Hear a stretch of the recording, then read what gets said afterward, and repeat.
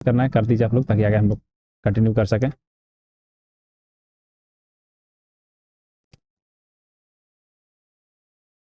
चलिए शुरू करते हैं हम लोग। डाइजेस्टिव ग्लैंड हमें पढ़ना है, लेकिन इसमें सबसे पहले हम आपको बताना चाहेंगे ग्रंथि के बारे में। ठीक है, ग्लैंड के बारे में सबसे पहले हम डिस्कस करना चाहेंगे। ग्लैंड क्या होता है पहले ये जानना जरूरी है। ठीक है, वैसे आज तो पूरा कंप्लीट हो ही जाना है। देखिए ग्लैंड क्या होता है, तो हमारे बॉडी में जो अगर बॉडी पार्ट्स की बात करेंगे, ठीक है, हम अगर ह्यूमन बॉडी के पार्ट की बात कर लें, तो बॉडी पार्ट को मैं अपने हिसाब से समझाने के लिए, मतलब ईजी करने के लिए, हम बॉडी पार्ट को दो पार्ट में डिवाइड करता हूँ। मैं अपनी बात बता रहा हूँ कि मैं खासकर बॉडी पार्ट को दो पार्ट में डिवाइड करता हूँ। ठीक है, बॉडी पार्ट जो है इसको मैं दो पार्ट में डिवाइड करता हूँ। एक को लिखता हूँ ऑर्गन और दूसरे को लिखता हूँ ग्लैंड। ठीक है, एक ऑर्गन और दूसरा ग्लैंड। ठीक है, ऑर्गन एंड ग्लैंड। अब इन दोनों को कैसे डिफरेंशिएट करेंगे, ऑर्गन क्या है ग्लैंड क्या है, इसको डिफरेंशिएट करने के लिए मैं बस एक ही चीज अप्लाई करता हूं कि ऑर्गन जो होता है ये अपने काम को स्वयं करता है। ऑर्गन जो है ये अपने काम को स्वयं करता है, अपना काम स्वयं करेगा, अपना काम स्वयं करता है। ठीक है, जबकि ग्लैंड अपना काम स्वयं नहीं करता है। ये क्या करता है, तो अपने से कुछ तरल पदार्थ स्रावित करता है। ठीक है, क्या करता है, तो तरल पदार्थ स्रावित करता है। ठीक है, और उस तरल पदार्थ से कार्य कराता है। क्या किया, तरल पदार्थ को स्रावित करता है। ठीक है, और ये तरल पदार्थ क्या हो सकते हैं, तो ये तरल पदार्थ एंजाइम या हार्मोन ये होते हैं। ठीक है, तो ये चीजें यहाँ पे आती हैं कि ग्रंथि ग्लैंड ऑर्गन जो है वो अपने काम को खुद करेगा, जबकि ग्रंथि अपने काम को खुद नहीं करेगी, बल्कि अपने से कुछ तरल पदार्थ स्रावित होगा, मतलब स्रावित करेगी, और उस तरल पदार्थ के द्वारा क्या होगा, तो ये आगे की ओर कार्य को करती है। ये चीज यहाँ पे आता है। ठीक है, तो ये ग्रंथि के बारे में रहा, ऑर्गन एंड ग्लैंड के यही है। ठीक है, तो ध्यान रखेंगे कि ऑर्गन जो है अपना काम स्वयं करेगा, ग्रंथि अपना काम स्वयं नहीं करेगी। और एग्जाम्पल के तौर पे देखें, तो एग्जाम्पल के तौर पे क्या आ जाएगा, तो अंग में आपका आ जाएगा, जैसे कि मुख की बात कर ले, मुंह। मुंह जो है एक अंग है जो अपने काम को खुद करता है।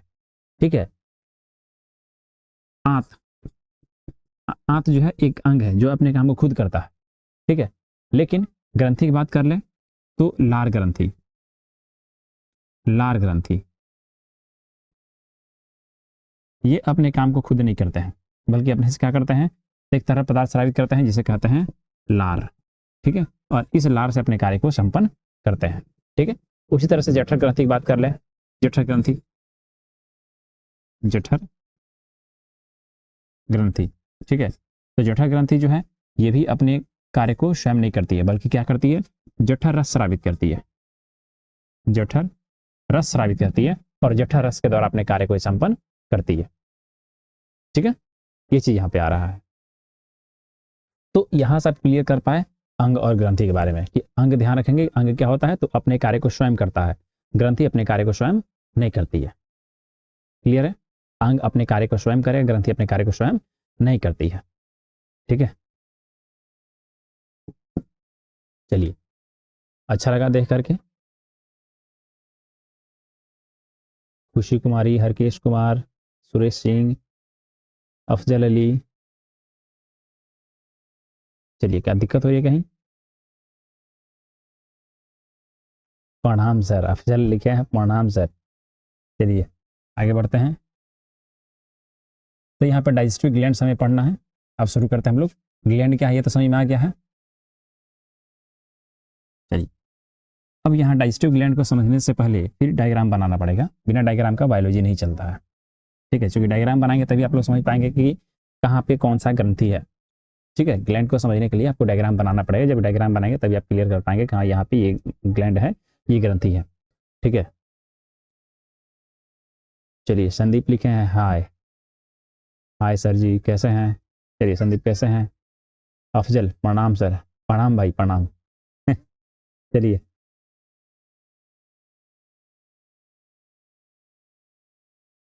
चलिए शुरू करते हैं। देखिए डायग्राम बनाते हैं, ध्यान रखेंगे हम माउथ कैविटी को यहाँ पे सिंपल सा बना देते हैं। एक शॉर्ट डायग्राम बनाएंगे, डिटेल नहीं बनाएंगे। ये क्या है, एक माउथ कैविटी है हमारा, इसमें हमेशा नज़र कैविटी हम दिखा के बनाते हैं एक साथ। ठीक है, ये ट्यूब हो गया, ये आगे जाता है इसोफेगस में, इसोफेगस हो गया, यहाँ से इंटेस्टाइन हो गए, ये इंटेस्टाइन हो गए। यहाँ पे ज़्यादा डिटेल करने की जरूरत नहीं है, बस सिंपल सा आपको समझ में आ गया होगा। ये सारी चीज़ें कई बार हम पढ़ चुके हैं, डायग्राम देख चुके हैं। ठीक है, इसमें ज़्यादा डिटेल नहीं करना है।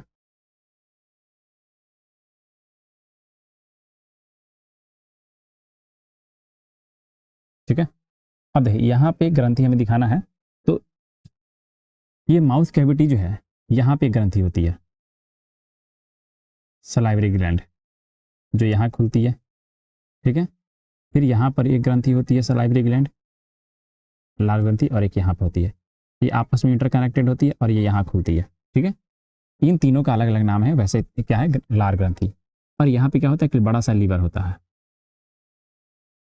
ठीक है, ये लीवर हो गया, और लीवर के दो भाग होते हैं।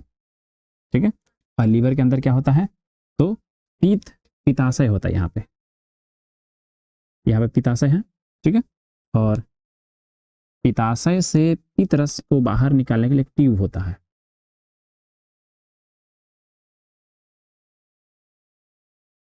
ठीक है, और यहाँ पर एक ग्रंथि होती है जिसे अग्नाशय कहते हैं।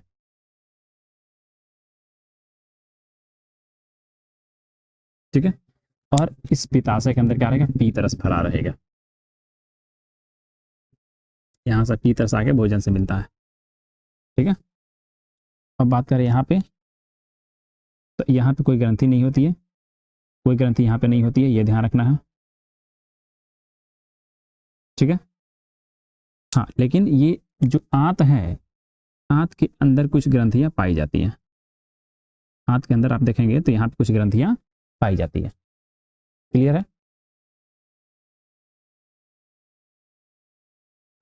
चलिए, अच्छा लग रहा है देख करके, बहुत लोग ज्वाइन किए हुए हैं। एक मिनट,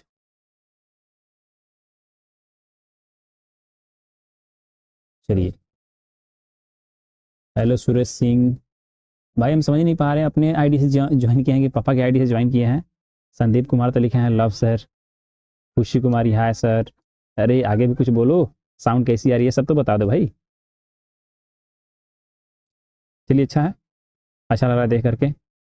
पूरे एकदम हार्ट का सिंबल आप लोग भेजे जा रहे हैं। चलिए देखिए, तो ये हो गया पूरे ग्रंथियों के बारे में, हम इसको डील करना शुरू करेंगे।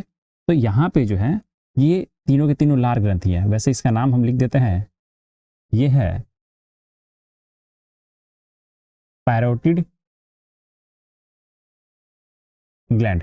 ठीक है, वैसे ग्लैंड अभी हटा देते हैं, तीनों को एक साथ ग्लैंड लिख देंगे, है ना। ये है सब मैंडिबल, और इसे कहेंगे सब लिंगुअल। तीनों क्या है, तो सैलिवरी ग्लैंड है, सैलिवरी ग्लैंड, लार ग्रंथि। ठीक है, इतना क्लियर है। अब आगे देखते हैं। खुशी कुमारी बता रही है अच्छा है। चलिए, कहीं वीडियो फंस तो नहीं रहा है ना, वीडियो की क्लैरिटी कैसी है बता दीजिएगा आप लोग। 720 तक जाएगा, देखिएगा उसको 720 पे कैसा चल रहा है। चलिए, ये जो है ये हो गया आपका लीवर। ये क्या हो गया, लीवर। हिंदी में क्या लिखेंगे, यकृत। ठीक है, ये क्या है, ये है अग्नाशय, अग्नाशय। इंग्लिश में क्या लिखेंगे, पैंक्रियाज। ठीक है, और ये जो है इसे कहेंगे आंत ग्रंथि, इंटेस्टाइनल ग्लैंड। ये है आंत ग्रंथि, इंटेस्टाइनल ग्लैंड। ठीक है, तो ये जो ग्रंथियों के हमने नाम लिखे ये सब हमारे शरीर में पाई जाने वाली ग्रंथियां हैं, मतलब हमारे पाचन तंत्र की ग्रंथियां हैं। ठीक है, पहला नंबर पे लार ग्रंथि, दूसरे नंबर पे यकृत, तीसरे नंबर पे अग्नाशय। ये ग्रंथि यहाँ छूट रहा है जो जठर ग्रंथि होता है, इसके अंदर अमाशय के आंतरिक सतह पे ग्रंथियां होती हैं, इसे क्या कहते हैं, जठर ग्रंथि कहते हैं। ठीक है, यानी कि गैस्ट्रिक ग्लैंड। ठीक है, और लास्ट में आपका पांचवा हो जाएगा आंत ग्रंथि। ठीक है, तो ये 5 मुख्य ग्रंथियां होती हैं जो हमारे पाचन तंत्र में पाई जाती है।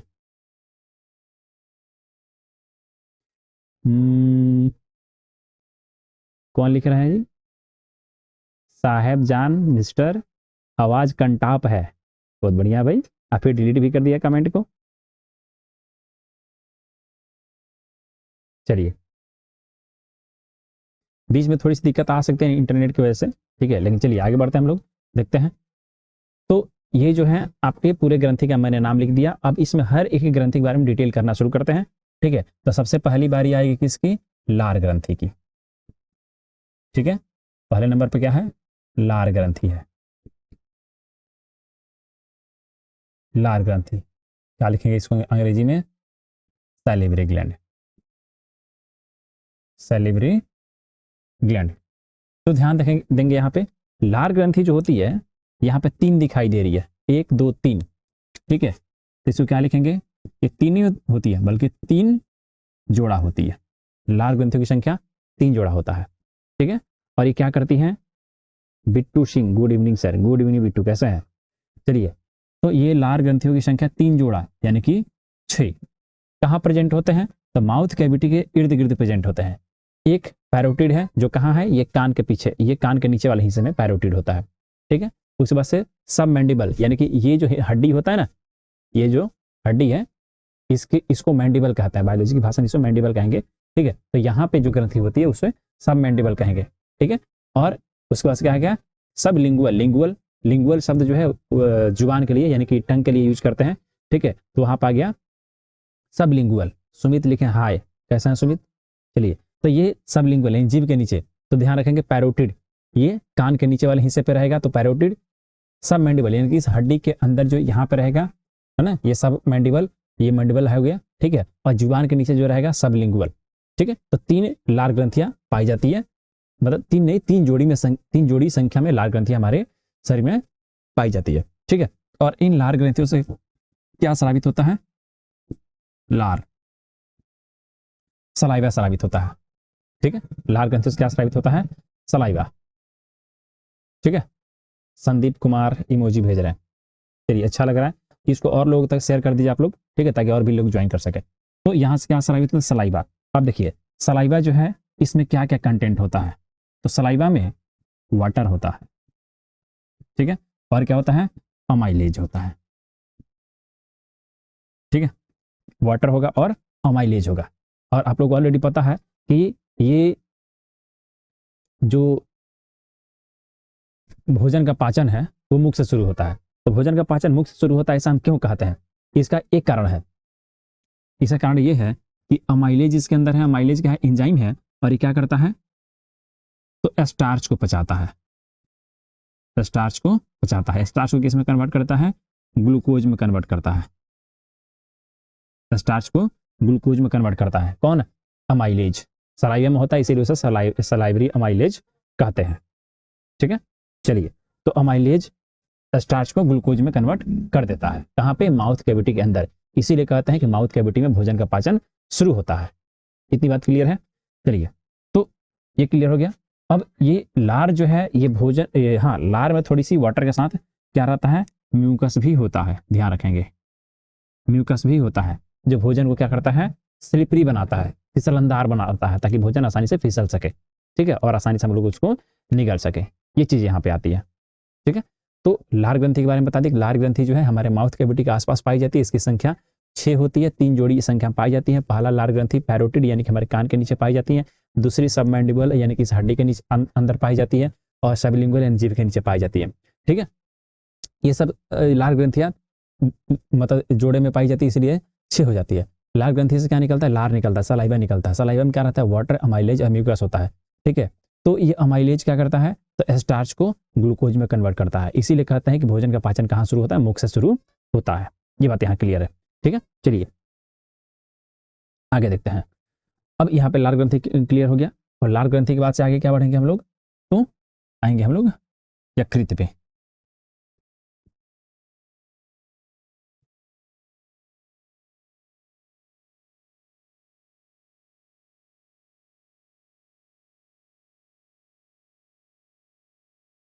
यकृत पे आएंगे। ठीक है, तो यकृत जो है ये दूसरी ग्रंथि है, मानव के पाचन तंत्र की दूसरी ग्रंथि है लीवर,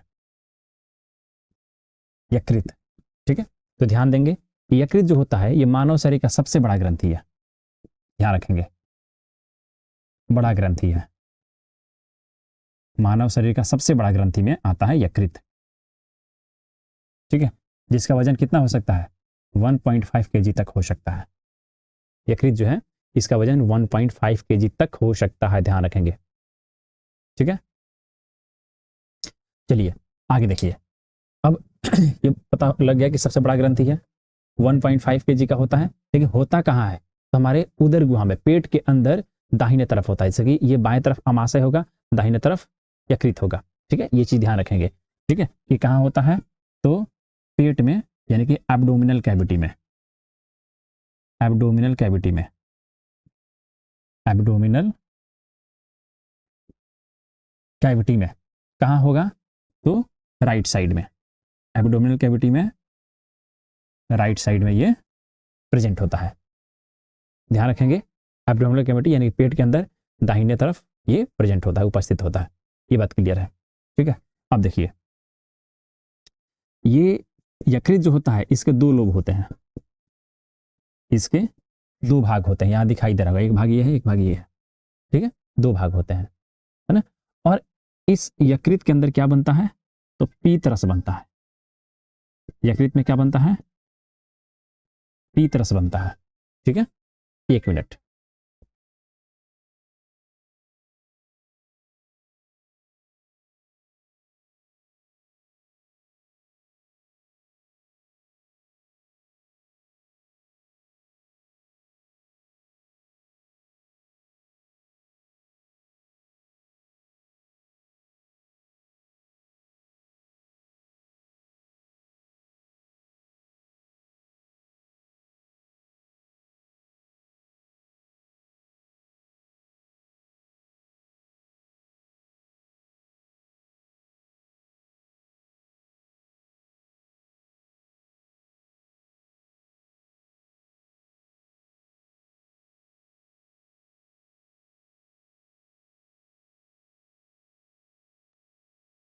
चलिए 1 मिनट।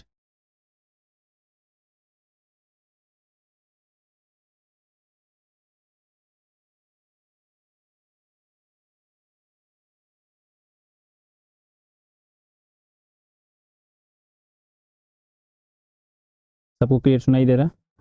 कोई दिक्कत नहीं है?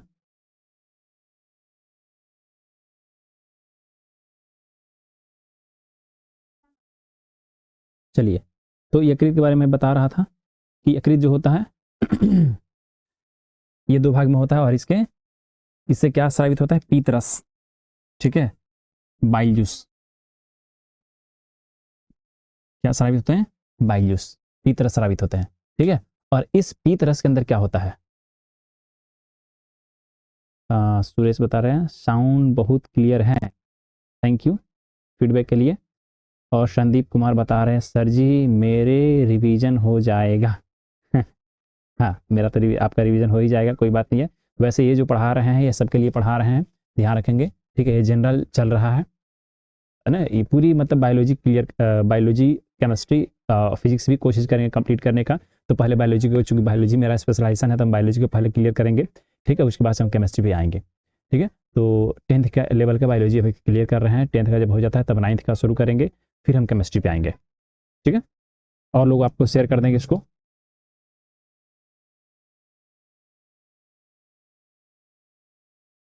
और लोगों के साथ शेयर कर लें इसको, ताकि सभी इसको देख सकें। आप लोग शेयर करेंगे तभी और भी लोग इसको देख पाएंगे, ज्वाइन कर पाएंगे। इससे आपको भी फायदा होंगे, हमको भी फायदा होंगे। जितने लोग देखेंगे उतने हमको मोटिवेशन मिलेगा। ठीक है, आशा करते हैं बिल्कुल ही क्लियर होगा आपके लिए ये सब। ठीक है, मतलब कहीं भी लैग नहीं कर रहा है आज का जो सेटअप है ना, लाइटिंग भी अच्छा है।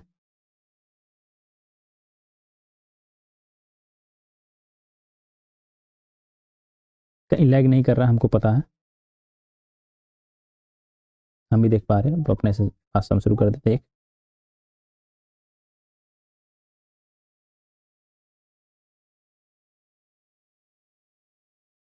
360 पे भी अच्छा चलना चाहिए। 720 तक जा रहा है, हम 360 पे चलाते हैं, आप लोग भी देखिए। चलिए, हम भी चला रहे हैं, इसको देख रहे हैं यहीं पे चलाकर। ठीक है, चलिए। तो अभी 7 आदमी देख रहे हैं, और लोग के साथ ज्वाइन कर लीजिए।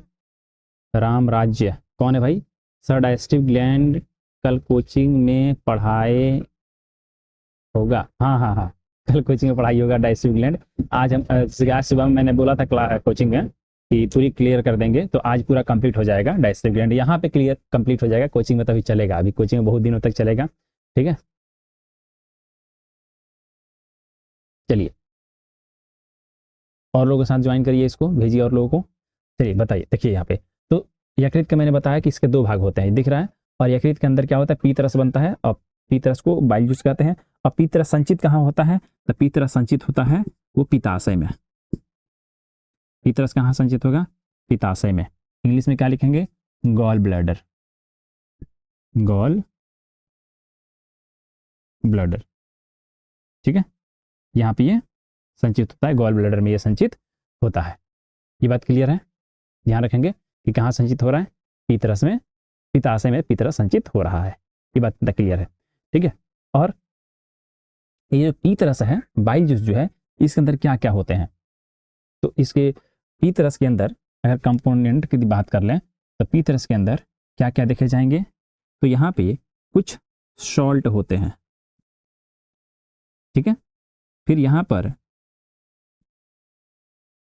लाइपेज होता है। ठीक है, और पीतरस जो है ये बेसिक नेचर का होता है। ठीक है, यानी कि क्षारीय होता है। ध्यान रखेंगे कि पीतरस जो होता है वो कैसा होता है? इसमें सॉल्ट होता है, लाइपेज होता है, और ये बेसिक नेचर का होता है। इतनी बात क्लियर होनी चाहिए। ठीक है, तो सॉल्ट जो होते हैं ना, ये किस में हेल्प करते हैं? तो फैट के इमल्सिफिकेशन में हेल्प करते हैं। ये सॉल्ट जो है ये किस में हेल्प करेंगे? इमल्सिफिकेशन में। इमल्सिफिकेशन में मदद करते हैं। इसको हिंदी में पायसीकरण कहते हैं। इसमें थोड़ा जगह कम पड़ रहा है, अलग लिख देते हैं। ठीक है, इसमें सॉल्ट और लाइपेज क्या है? इसमें 2 चीजें हैं, सॉल्ट है और लाइपेज है। Salt plus lipase. तो लाइपेज जो है ये लिपिड के डाइजेशन में मदद करता है। किसके डाइजेशन में? लिपिड के डाइजेशन में, यानी कि वसा के डाइजेशन में, पाचन में मदद करता है। ठीक है, तो यहाँ पर वसा का कंप्लीट पाचन नहीं होता है, बल्कि वसा के बड़े मॉलिक्यूल जो होता है, छोटे छोटे मॉलिक्यूल में, यानी बड़े जो ग्रुप है, वसा का एक बड़ा सा जो ग्रुप होता है उसको छोटे छोटे ग्रुप में तोड़ देता है ना, जिसे पायसीकरण कहते हैं। पायसीकरण। ठीक है, तो ध्यान रखेंगे कि पायसीकरण करने में कौन मदद करता है? Bile juice, पीतरस। पीतरस पायसीकरण में क्यों भाग लेता है? क्योंकि पीतरस के अंदर क्या बताया गया? सॉल्ट होता है। ठीक है, सॉल्ट होता है, इसीलिए ये पायसीकरण में मदद करता है। और साथ ही साथ इसमें लाइपेज एंजाइम होता है जो वसा को तोड़ने में मदद करता है। केवल सॉल्ट से कुछ नहीं हो सकता है, जब तक उसमें लाइपेज नहीं होगा तब तक सॉल्ट भी काम नहीं कर पाएगा। ठीक है, और ये बेसिक नेचर का होता है, क्षारीय प्रवृत्ति का होता है। क्योंकि यहाँ से भोजन जो आ रहा है ये भोजन अम्लीय नेचर का है। ठीक है, ये मतलब जो काइम में बदल के आ रहा है वो काइम अम्लीय नेचर का है, अम्लीय प्रवृत्ति की है। लेकिन जैसे ये बेसिक नेचर का मिलता है तो यहाँ पे क्या होता है? भोजन उदासीन होता है, उदासीन होकर फिर क्या होता है? बेसिक में बदल जाता है।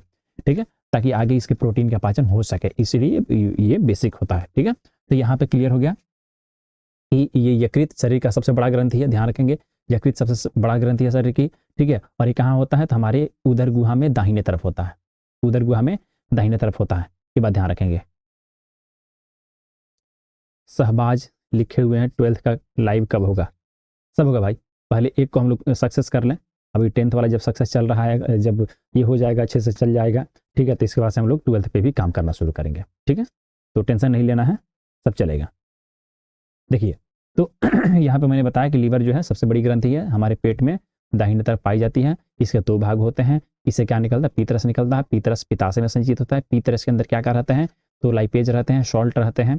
ठीक है, लाइपेज सॉल्ट रहते हैं और ये बेसिक नेचर का होता है। ठीक है, तो सॉल्ट और लाइपेज वसा के पाचन में मदद करता है, सॉल्ट जो है पाइसीकरण में या इमल्सिफिकेशन में मदद करता है। ठीक है, और ये बाइल जूस जो है ये पित्ताशय के अंदर, ये जो ब्लैक कलर में दिखाए हुए हैं ये पित्ताशय है ना, गॉल ब्लैडर है, ये है पित्ताशय। ठीक है, ये, और इससे क्या निकल रहा है? डॉट डॉट जो दिखाए हैं ये क्या है? पीतरस यहाँ से बाहर निकल रहा है और आकर के क्या होता है? भोजन से मिलता है कहाँ पे? डिवोडिनम में। ये वाला शेप जो है डिवोडिनम, आपको पता होगा, छोटी आंत का भाग है डिवोडिनम, तो डिवोडिनम से आकर के क्या होता है? ये मिलता है। ये बात यहाँ क्लियर होनी चाहिए। ठीक है, चलिए इस वीडियो को और भी अपने दोस्तों के साथ शेयर कर दीजिए। ठीक है, जब देख ही रहे हैं तो हमारे लिए भी थोड़ा सोच लीजिए, है ना। इसको स्टेटस पे डाल दीजिए, अपने सोशल मीडिया पे थोड़ा शेयर कर दीजिए ताकि और भी लोग ज्वाइन कर सकें, है ना। कल से आप कोशिश करिए कि और से अधिक लोग ज्वाइन करें। वैसे पहले वाले से अच्छा है, अभी कुछ अच्छे लोग ज्वाइन किए हुए हैं, अच्छे ज़्यादा लोग ज्वाइन किए हैं। ठीक है, 12th का भी हम शुरू करेंगे, टेंशन नहीं लेना है, बहुत जल्द शुरू करेंगे। आप लोग का सपोर्ट रहेगा तो भी चलेगा। 12th कौन का 11th भी चलेगा, सपोर्ट आप लोग का मिलना चाहिए बस। ठीक है, क्योंकि इसीलिए हम शुरू किए हैं। हमारा मेन मोटिव यही है कि बिल्कुल ही जो कहता है ना, मिनिमम फीस में बच्चों को पढ़ाना, तो ये मेरा मेन मोटिव है कि मिनिमम फीस में हम बच्चों को अच्छे से हम पढ़ा सकें। ठीक है, बायोलॉजी का जो नॉलेज है अपने बच्चों को हम शेयर कर सकें। ठीक है, हम और डिटेल पढ़ाना चाहते हैं तो अगर आप लोग कहेंगे तो और डिटेल हम पढ़ाना शुरू करेंगे और अच्छे लेवल पर लेके चलेंगे, नीट लेवल के लेके चलेंगे हम लोग। ठीक है, क्योंकि आज तक हमको ऐसा प्लेटफॉर्म नहीं मिला जो नीट लेवल का हम पढ़ा सकें। ठीक है, और बड़े बड़े जो प्लेटफॉर्म है काफ़ी महंगे अपने कोर्स को सेल कर रहे हैं, हम देख रहे हैं। ठीक है, और फ्रॉड तो बहुत अच्छी चल रही है, बहुत बड़े स्तर पर फ्रॉड चल रहा है। लेकिन हम फ्री ऑफ कोर्स आपको पढ़ाना शुरू कर रहे हैं। हाँ, यहाँ फ्री जब पढ़ा रहे थे फिर नोट्स आपको नहीं मिलेगा, नोट्स के लिए आपको पेड कोर्स लेना पड़ेगा, मतलब कि हमको जब नोट्स लेना होगा तब उसको पे करके ही नोट्स लेंगे। लेकिन ऐसे तो आप वीडियो देख के फ्री में पढ़ सकते हो, कोई दिक्कत नहीं है। ठीक है, तो इसको अपने दोस्तों के साथ शेयर कर दिए, किसी भी कोचिंग में कहीं भी कोई पढ़ता है, पटना हो, कहीं भी हो, कोटा में हो, उसको शेयर कर दिए ताकि वो भी देख सकें, कुछ पढ़ सकें।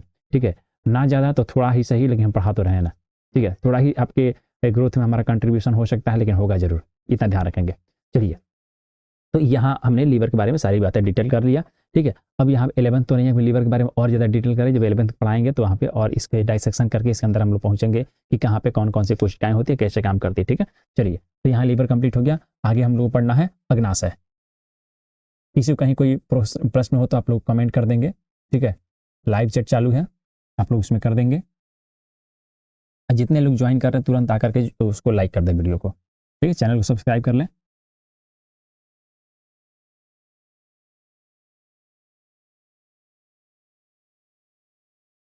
आशा करते हैं वीडियो क्वालिटी बहुत अच्छी है, मेरे पास तो अच्छी आ रही है, आप लोग के पास भी अच्छी आ रही होगी। हाँ, क्या लिखा है? फिर से रिवीजन कीजिएगा। हाँ, जरूर कराएंगे भाई, खुशी कुमारी। लास्ट में जब आएंगे, एग्जाम जब करीब आएगा तो फिर से रिवीजन करवा देंगे, उसमें कोई बड़ी बात है। ठीक है, रिवीजन का पूरे कोर्स में पढ़ा देंगे, वो तो एक दिन में 1 घंटा हम लोग रेगुलर अगर ढंग से पढ़ना शुरू कर तो अच्छे से हम लोग कंप्लीट कर पाएंगे। ठीक है, साउंड आप लोग बताएंगे, साउंड वीडियो की क्वालिटी कैसी है, पहले से अच्छा है कि नहीं है, थोड़ी सी मतलब कि लाइटिंग बढ़ी है कि नहीं बढ़ी है। आशा करता है लाइटिंग थोड़ी बढ़ी होगी। ठीक है, क्योंकि सेटअप थोड़ा चेंज किया है। चलिए आगे हम लोग पढ़ते हैं अग्नाशय के बारे में। तीसरे नंबर पे आता है अग्नाशय। अग्नाशय इंग्लिश में क्या लिखेंगे? पैंक्रियाज। ठीक है, पैंक्रियाज। देखिए यहाँ पे जो दिख रहा है पत्ते जैसी संरचना, ये अग्नाशय है। ठीक है, पत्ते की जैसी जो संरचना है ना, ये अग्नाशय, इसे पैंक्रियाज कहते हैं। ठीक है, नाम लिखा है अग्नाशय। अग्नाशय मतलब ये नहीं समझिएगा कि इसमें आग लगा रहता है, नहीं, आग नहीं लगा रहता है, बस इसका नाम है अग्नाशय। ठीक है, ये अग्नाशय जो है पत्ते की जैसी दिखाई देने वाली, ये क्या है? ये ग्रंथि है ना। तो ये ध्यान रखेंगे कि ग्रंथि है, लेकिन ये एक ऐसी ग्रंथि है, मतलब एक स्पेशल टाइप की ग्रंथि है, इसीलिए इसे हम लोग कहते हैं मिक्स ग्रंथि, है ना। ये क्या है? ये मिक्स्ड ग्लैंड के श्रेणी में आती है। मिक्स्ड ग्लैंड की श्रेणी में क्यों आती है? क्योंकि ये जो है आपके एक्सोक्राइन ग्लैंड और इंडोक्राइन ग्लैंड दोनों की तरह कार्य करती है। एक्सोक्राइन प्लस इंडोक्राइन दोनों ग्रंथि की तरह कार्य करती है, इसीलिए इसे मिक्स ग्लैंड कहते हैं। अब यहाँ बात आ गई एक्सोक्राइन और इंडोक्राइन की। एक्सोक्राइन ग्लैंड क्या है, इंडोक्राइन ग्लैंड क्या है, तो ध्यान रखेंगे एक्सोक्राइन ग्लैंड कहने का मतलब कि जो ग्रंथि अपने पदार्थ को, अपने से निकलने वाले पदार्थ को बाहर स्रावित करती है, ट्यूब के द्वारा बाहर की ओर निकालती है, उसे एक्सोक्राइन ग्लैंड कहते हैं। ठीक है, और वो ग्रंथि जो अपने से निकलने वाले पदार्थ को डायरेक्ट बाहर नहीं निकालती है बल्कि रक्त में स्रावित कर देती है, उसे इंडोक्राइन कहते हैं। ठीक है, तो यहाँ पे क्लियर होनी चाहिए एक्सोक्राइन और इंडोक्राइन। ठीक है, तो ये अग्नाशय जो है ये एक्सोक्राइन और इंडोक्राइन दोनों की तरह कार्य करती है, क्योंकि एक्सोक्राइन की तरह जब कार्य करेगी तो यहाँ से एंजाइम स्रावित होंगे, और इंडोक्राइन की तरह कार्य करेगी तो हार्मोन स्रावित होंगे। तो हार्मोन में कौन सा हार्मोन स्रावित होगा, इंसुलिन। यहां से कौन सा हार्मोन स्रावित होगा, इंसुलिन हार्मोन, इंसुलिन हार्मोन स्रावित होगा। ठीक है, और इंसुलिन हार्मोन की क्या करता है, तो ब्लड शुगर को कंट्रोल करता है। क्या करता है ये, ब्लड शुगर को कंट्रोल करता है। ठीक है, ब्लड में जो शुगर होती है उसको डाइजेस्ट करने में हेल्प करता है कौन, इंसुलिन। ठीक है, तो इस ग्रंथि से इंसुलिन नाम का हार्मोन भी स्रावित हो रहा है, इसीलिए एक जो इंडोक्राइन ग्लैंड है। ठीक है, और यहां से और क्या स्रावित होते हैं, तो यहां से अमाइलेज, लाइपेज, है ना, पेप्सिन, ठीक है, न्यूक्लिएज, ये सारे एंजाइम्स स्रावित होते हैं। ठीक है, इसीलिए इसे एक्सोक्राइन ग्लैंड भी कहेंगे। यहां से एंजाइम का स्राव हो रहा है इसीलिए एक्सोक्राइन हो गया, हार्मोन का स्राव हो रहा है इसीलिए इंडोक्राइन हो गया। तो दोनों का काम अकेले कर रहे इसीलिए मिक्स ग्लैंड हो गया, ध्यान रखेंगे। ठीक है, तो मानव शरीर का इकलौता ऐसा ग्रंथि जो हार्मोन और एंजाइम दोनों स्रावित करता है वो कौन सा है, यकृत है, ध्यान रखेंगे। ठीक है, तो अमाइलेज, लाइपेज, पेप्सिन, न्यूक्लिएज ये सारी एंजाइम को स्रावित कर रहा है और इंसुलिन नाम का हार्मोन को भी स्रावित कर रहा है। ठीक है, अब देखिए ये जो एंजाइम्स है किस किस को पाचन में मदद करते हैं, तो ध्यान रखेंगे कि ये अमाइलेज, इसके पहले हम लोग देखे हैं किसको पचाने में मदद किया, स्टार्च।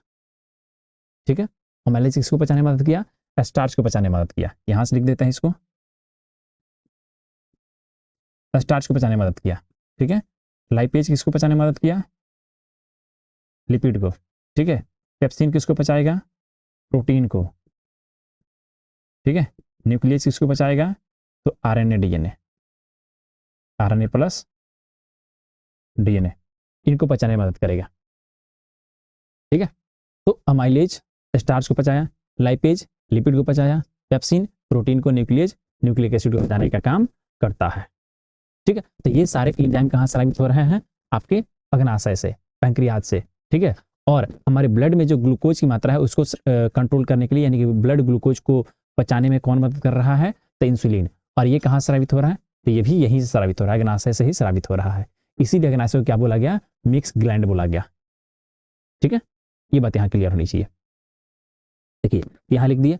अब देखिए ये अग्नाशय कहाँ है, तो इस डायग्राम में देखेंगे तो ये डिवोडिनम से जुड़ा हुआ है। ये क्या है, डिवोडिनम है, ग्रहणी है। ठीक है, तो ग्रहणी से जुड़ा हुआ रहता है, अमाशय के नीचे होता है, अमाशय के नीचे और ग्रहणी के बाएं तरफ। ठीक है, अमाशय के नीचे और ग्रहणी के बाएं तरफ ये प्रेजेंट होता है। ये बात ध्यान रखेंगे आप लोग। ठीक है, और ये पत्ती के जैसे दिखाई देता है। ठीक है, अग्नाशय से जो निकलेगा इसे अग्नाशयी रस कहेंगे। ये सारे जो लिखे हैं ना, ये सब के सब क्या कहलाएंगे, अग्नाशयी रस कहलाएंगे। सब के सब एक साथ क्या कहलाएंगे, अग्नाशयी रस कहलाएंगे, अग्नाशयी रस कहलाएंगे। ठीक है, पैंक्रियाटिक जूस, इंग्लिश में लिखेंगे पैंक्रियाटिक जूस, पैंक्रियाटिक जूस बोलेंगे इसको। क्लियर है, कहाँ स्रावित हो रहा है, अग्नाशय से। तो ये पूरा कहानी रहा अग्नाशय के बारे में। ठीक है, चलिए आगे अब देखते हैं। क्लैरिटी बहुत अच्छी है, कहीं दिक्कत नहीं है, मुझे तो क्लियर दिख रहा है। आप लोग कैसे दिख रहा है बताएंगे आप लोग। क्या लिखे हैं, Ashish Goswami O2, Sandeep Kumar hi sir ji बहुत अच्छा है। सही बात है, अच्छी बात है, आप लोग का सपोर्ट रहेगा तो और अच्छा होगा। चलिए, तो अग्नाशय क्लियर हो गया। किसी को कहीं डाउट होगा तो आप लोग का कमेंट में पूछ लेंगे। ठीक है, लाइव चैट चालू है।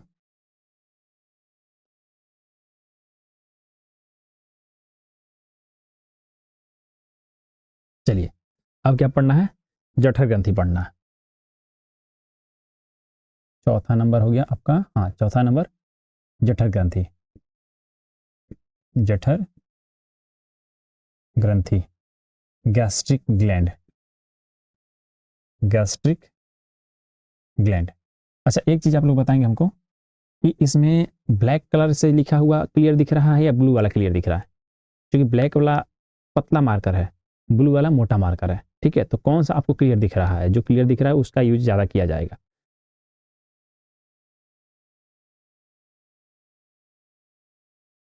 विंध्या एजुकेशन, हाँ विंध्या कैसी है?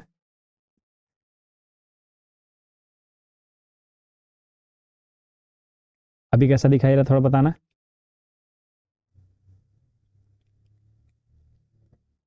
और लोगों को शेयर कर देना सब लोग, ताकि और लोग ज्वाइन कर सके, इसको देख सकें। ठीक है चलिए, तो यहाँ पे हम फिर देखते हैं किसको पढ़ना है, जठर ग्रंथि को। तो ध्यान रखेंगे जठर ग्रंथि कहाँ होता है, अमाशय के अंदर होता है ना, कहाँ होता है, अमाशय जो है, अमाशय के आंतरिक परत होता है, तो लिख देते हैं अमाशय के अंदर होता है, आंतरिक परत है ये, ठीक है, इनर सरफेस ऑफ स्टोमक ये होता है, ठीक है। और ये जठर ग्रंथि जो है, यहाँ से जो लिक्विड स्रावित होगा उसे क्या कहेंगे, जठर रस कहेंगे। यहाँ से क्या स्रावित होता है, जठर रस स्रावित होता है, ठीक है। अब जठर रस जो है इसमें क्या रहता है, चलिए लिखे हुए हैं, अच्छा दिख रहा है, बिंदिया बता रही है ना, खुशी बता रही है ब्लैक अच्छा दिख रहा है ना, बिंदिया बता रही है दोनों मार्कर सही है, चलो अच्छी बात है। ये वैसे ये मोटा वाला ब्लैक में नहीं मिला था, मिला होता तो कोचिंग पे भी गया होता, लेकिन ब्लैक वाला नहीं मिला, ठीक है। चलिए, तो ये जठर रस जो है, जठर रस से, हाँ जठर रस जो है इसके अंदर क्या क्या होता है, तो जठर रस के अंदर तीन चीजें होती हैं, क्या क्या होती हैं, तो पहला इसमें रहेगा हाइड्रोक्लोरिक अम्ल HCl, दूसरा चीज इसमें रहेगा म्यूकस, ठीक है, तीसरा चीज डाइजेस्टिव एंजाइम्स, ठीक है, ये तीन चीजें होती हैं। हाइड्रोक्लोरिक अम्ल जो है इसका पीएच कितना होता है, 1.2 से 1.5 से 3.5, ये इसका पीएच होता है, ठीक है। और ध्यान रखेंगे दुनिया का दूसरा सबसे स्ट्रॉन्ग अम्ल है, दुनिया का सबसे तीखा या सबसे तेज अम्ल कहा जाता है हाइड्रोक्लोरिक अम्ल को, और ये हमारे पेट के अंदर होता है, यानी कि ये अम्ल निकाल कर शरीर पे बाहर त्वचा पे गिर जाए तो बाहर के त्वचा को जला सकता है, ठीक है, लेकिन अंदर होता है, हमारे शरीर को कोई नुकसान नहीं होता है, कैसे नहीं होता वो देखेंगे हम लोग, ठीक है।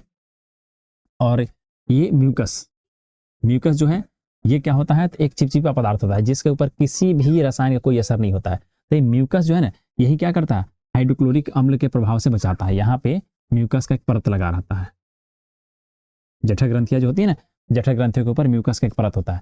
हाइड्रोक्लोरिक अम्ल तो काफी तीखा अम्ल है, लेकिन हाइड्रोक्लोरिक अम्ल के प्रभाव को कम कौन करता है, म्यूकस, ठीक है। तो म्यूकस जो है वो इसके जठर ग्रंथि के ऊपर लगा रहता है, ठीक है, जिससे क्या होता है, तो जठर ग्रंथियां सुरक्षित रहती हैं, ठीक है। और उसके बाद से आ गया डाइजेस्टिव एंजाइम्स, ठीक है, तो डाइजेस्टिव एंजाइम में क्या हो जाएगा, यहाँ पर भी रहेगा आपका अमाइलेज, यहाँ पर भी हो जाएगा अमाइलेज, ठीक है, यहाँ पर भी आपका लाइपेज यहाँ पर भी रहेगा, लेकिन उसका कुछ खास असर नहीं होता है, ठीक है, और यहाँ पर भी आपका पेप्सिन होता है, ठीक है। तो ये सब एंजाइम यहाँ पर भी पाए जाते हैं, जो भोजन में पाए जाने वाले अलग अलग पोषक तत्वों को पचाने का कार्य करते हैं, ठीक है। चलिए जितने लोग ज्वाइन करते जा रहे हैं सब लोग थोड़ा इसको लाइक करते जाएंगे वीडियो को।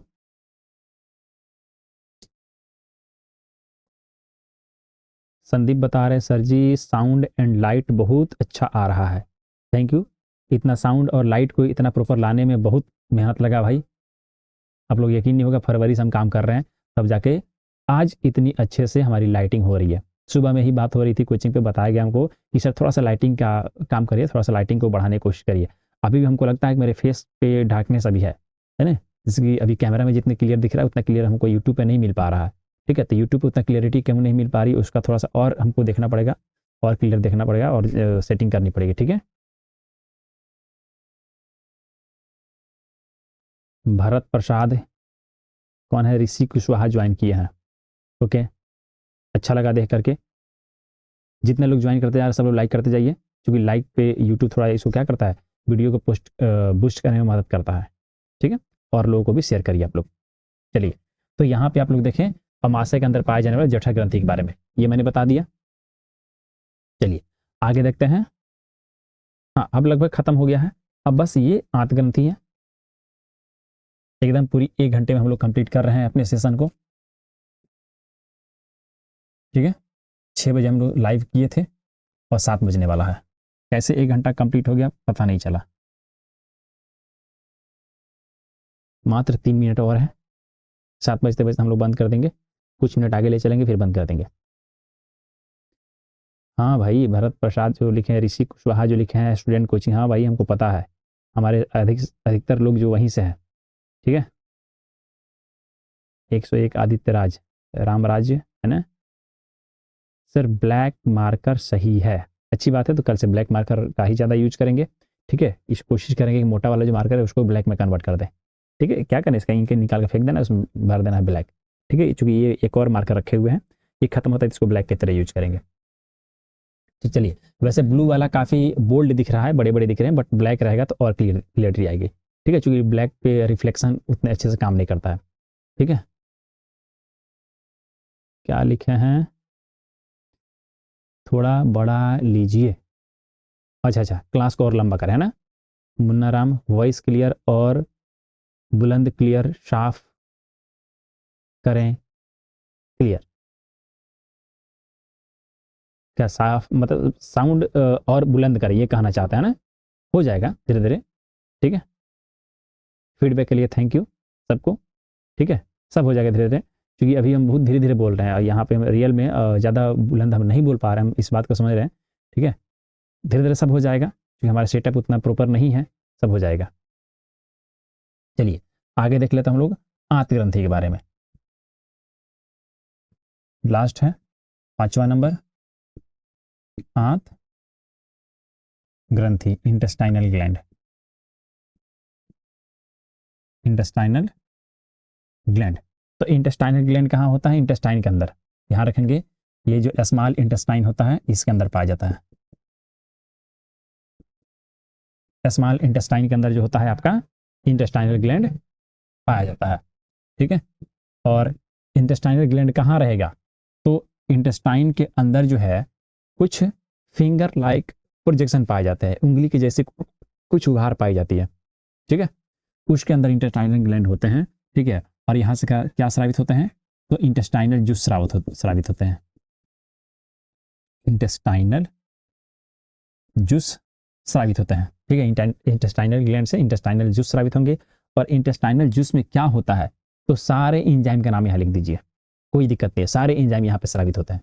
ठीक है, क्या क्या हो जाएगा, तो अमाइलेज, ठीक है, लाइपेज, प्रोटीएज, न्यूक्लिएज। ठीक है, ये सब एंजाइम आवश्यक एंजाइम है हमारे भोजन को पचाने के लिए, इसीलिए इन सब का नाम लिख दें, कोई दिक्कत नहीं है। सारे एंजाइम क्या होते हैं, हमारे इंटेस्टाइन से स्रावित होते हैं और इंटेस्टाइन भोजन को पचाने में मदद करते हैं। ठीक है, चलिए, तो यहाँ पे अभी 7:01 हुआ और हमारा पूरा डाइजेस्टिव ग्लैंड कंप्लीट हुआ। अगर किसी को कुछ भी प्रश्न पूछना हो तो आप लोग तुरंत पूछ लीजिए, हम इसको क्लियर कर लेते हैं। ठीक है, इसको आप लोग देख सकते हैं। एक बार रिवाइज कर देते हैं, आप लोग क्वेश्चन पूछना हो तो क्वेश्चन पूछिए, तब तक हम रिवीजन करते हैं। ठीक है, देखिए आज हम लोगों ने क्या पढ़ा है, तो सबसे पहले हम लोग लार ग्रंथि के बारे में पढ़ा। लार ग्रंथि जो है 3 संख्या में होता है, पैरोटिड, सबलिंगुअल, सब मैंडिबुलर। ठीक है, 3 इसका हो गया, मतलब 3 जगह पे पाए जाते हैं, 2-2 की संख्या में, इसीलिए 6 हो गया। ठीक है, हाँ भाई रेगुलर क्लास चलेगा, क्लास रेगुलर शाम को 6 बजे से शुरू हो जाएगा। ठीक है, आज हम लोग 6:10 पर शुरू किए हैं, हाँ 10 मिनट पर ही शुरू किए थे, क्योंकि थोड़ा वाईफाई का दिक्कत आ गया था, तो हम लोग कोशिश करेंगे रेगुलर शाम के 6 बजे से क्लास हम लोग शुरू करें। ठीक है,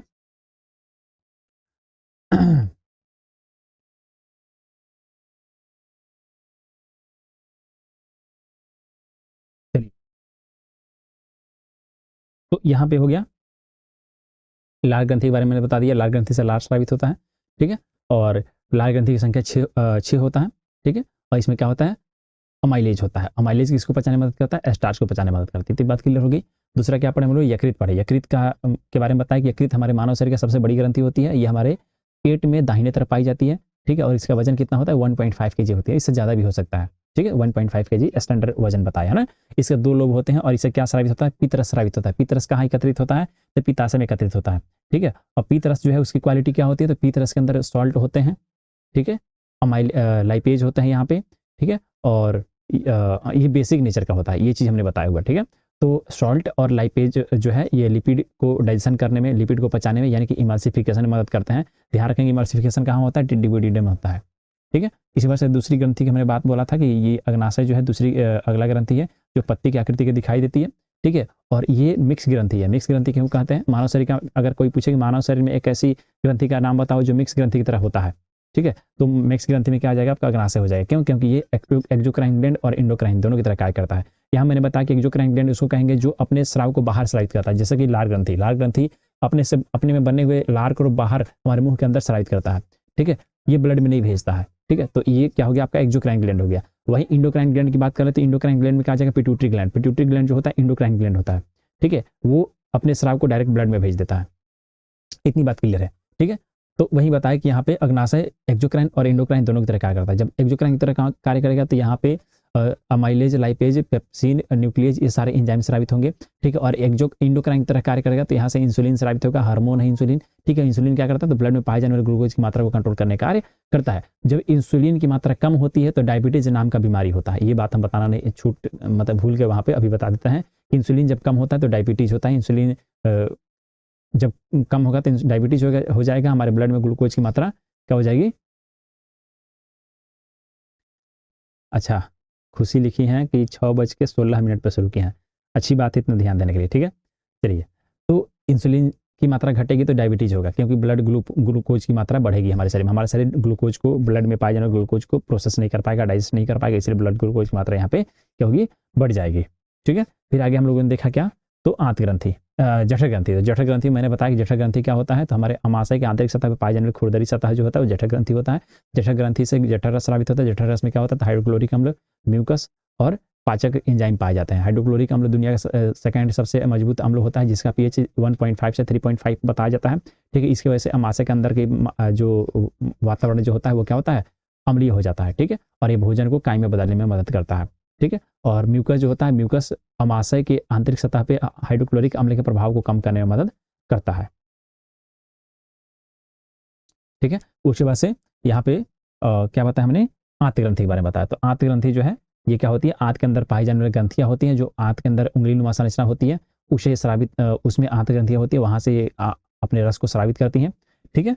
और उसके बाद से इसमें क्या क्या पाया जाता है? देख लीजिए, अमाइलेज, लाइपेज, पेप्सिन, ठीक है, और न्यूक्लियेज। ये प्रोटीज मतलब पेप्सिन और प्रोटीज एक ही चीज है। अगर पेप्सिन लिखे तो वही बात है, प्रोटीज लिखे तो वही बात है, ठीक है। और न्यूक्लियेज ये एंजाइम स्रावित करते हैं और ये क्या करते हैं? एंजाइम तो भोजन को पचाने में मदद करते हैं, ठीक है। तो आज हम लोगों ने क्या देखा? डाइजेस्टिव ग्लैंड देखे। कोचिंग में तो ये चलता रहेगा, कोचिंग अभी 1-2 हफ्ता चलेगा, ये सेशन अभी लेना पड़ेगा क्योंकि उसमें लिखवाना ही पड़ता है। यहाँ पे हम केवल बता दे रहे हैं, ठीक है। तो ऐसे जब हम एक रफ आइडिया देते रहे तो आप लोग इसको इसी बुक से पढ़ेंगे तो आसानी से आप लोग समझ पाएंगे, ठीक है। इसीलिए ये क्लास आप लोग के लिए काफ़ी जरूरी है और लोगों को भी आप लोग कल से ज्वाइन करें, ठीक है। और लोग भी मतलब कि ज्वाइन करें, इसको शेयर करें सभी लोगों के साथ। और जितने लोग आज आए हैं सब लोग वीडियो को लाइक करके जाएंगे और चैनल को सब्सक्राइब कर लेंगे और दोस्तों से भी आप बता देंगे। और ये माइंड में न रखें कि जो हमारे कोचिंग के बच्चे हैं वही इसको ज्वाइन करेंगे, नहीं, तो किसी भी कोचिंग के बच्चे हैं उसको ज्वाइन कर सकते हैं, ठीक है। लेकिन ये बात ध्यान रखें, जो भी ज्वाइन करे बता दे कि हम इस जगह से हैं, ठीक है। क्योंकि ये फ्री ऑफ कॉस्ट है, वीडियो देखना फ्री ऑफ कॉस्ट है, ठीक है। आज जिसको नोट चाहिए वो तो हमारे कोचिंग में आता है, इसको नोट्स मिलता ही है, ठीक है। तो बायोलॉजी का डिटेल पढ़ना है तो हमारे कोचिंग में ऑफलाइन ज्वाइन करिए, और नहीं तो जहाँ से पढ़ रहे हैं वहाँ से पढ़िए, नोट्स वहाँ से लीजिए, कोई दिक्कत नहीं है। और हमारा ऑनलाइन वीडियो देखते रहिए, अपने दोस्तों के साथ शेयर करिए, क्योंकि आप लोग देखें तो उससे हमारा व्यू बढ़ेगा तो भी हमको इनकम आएगा, ठीक है। चलिए, हाँ हाँ जरूर देख सकते हैं। संदीप जी लिखे हैं कि हम एक बार वीडियो जरूर देखूंगा। तो देखिए अच्छी बात है, ठीक है, देख करके आप फीडबैक हमको दीजिएगा, ठीक है। अगली बार से हम उसमें अपना ईमेल डाल देंगे, अगर कोई फीडबैक देना होगा तो ईमेल पे आप लोग कर देंगे, ठीक है। वैसे किसी भी आसपास के लोगों से मांगेंगे तो मेरा मोबाइल नंबर भी आपको मिल जाएगा, सोशल मीडिया पर मेरा मोबाइल नंबर फैला हुआ है, देख सकते हैं वहाँ से, ठीक है। चलिए आज के लिए इतना ही, आप लोग जुड़े, अच्छा लगा, आज के लिए इतना ही, धन्यवाद।